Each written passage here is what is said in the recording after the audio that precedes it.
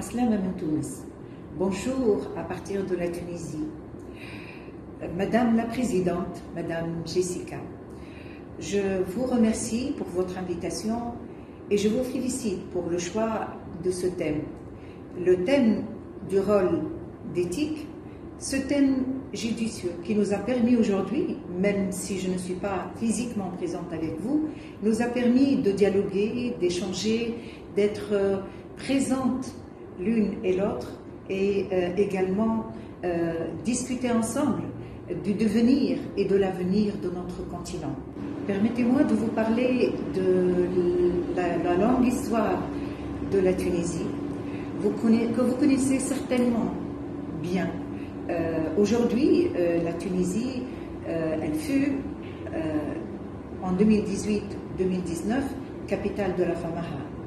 Et également, elle a abrité au mois d'avril 2019 le Forum pour l'égalité entre hommes et femmes.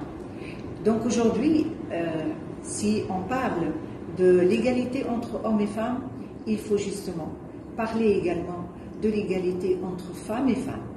Je me pose la question, est-ce que toutes les femmes utilisent suffisamment et connaissent suffisamment les nouvelles technologies? Est-ce qu'elles ont un savoir-faire? Et comment leur faire parvenir ce savoir-faire dans notre continent? Pourquoi je me pose ces questions? C'est parce que, vu l'importance des nouvelles technologies et également l'importance des femmes qui ont toujours bâti ce continent africain. D'ailleurs, l'Ifriqiya, l'ancien nom de la Tunisie, est un nom féminin. La Tunisie a été bâtie par une femme, Elissa. L'autonomisation économique, l'autonomisation politique, l'autonomisation, surtout ces angles, est importante pour les femmes. Je vais juste vous parler de notre expérience en matière d'autonomisation économique des femmes. Au bout d'une année et demie, nous avons créé un projet qui s'intitule Raïda. Ce projet a permis à 3500 femmes à travers le pays d'avoir des crédits. Et aujourd'hui, nous avons 12 500 et quelques postes d'emploi créés pour les femmes. Donc, ces postes de travail vont permettre aux femmes et surtout à leurs familles de se stabiliser dans leur milieu et également d'être indépendantes économiquement. Et je vais parler aussi de quelque chose qui nous réunit, les femmes en milieu rural. La Tunisie a élaboré sa première stratégie multisectorielle en 2017.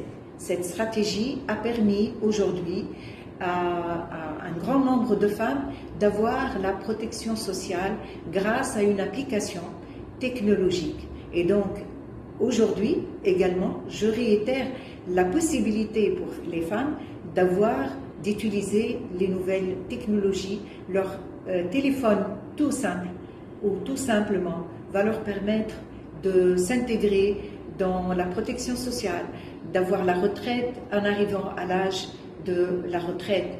Et donc, cette stratégie nationale est devenue une stratégie arabe commune et je lance un appel aujourd'hui pour que cette stratégie arabe devienne une stratégie africaine parce que sans notre solidarité, sans notre union, sans notre devenir commun, notre Afrique, notre continent n'avancera que grâce aux femmes, aux jeunes et aussi à l'intelligence qui est quelque chose de fondamental dans notre continent.